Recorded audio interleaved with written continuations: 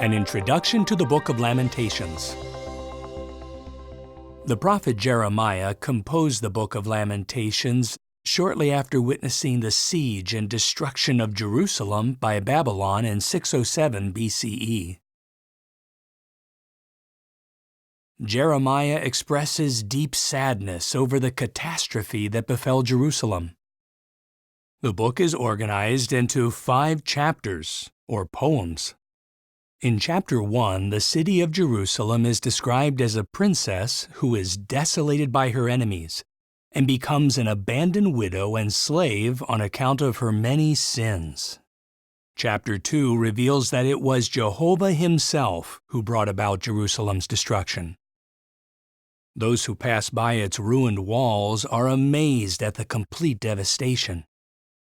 In chapter 3, Jeremiah speaks of the desolate nation as an afflicted man who pleads with Jehovah to remember his pitiable and homeless state. However, Jeremiah shows a waiting attitude and expresses hope that Jehovah will, in his loyal love and mercy, restore the nation. Chapter 4 shifts attention to Jehovah's temple. Although it was once the glorious center of true worship, it was now devastated. Jeremiah relates the horrific conditions, deprivation, famine, and death that existed in Jerusalem during its final siege. Did you know? The first 4 chapters are acrostic poems. In each one, successive verses or groups of verses begin with a different letter of the Hebrew alphabet.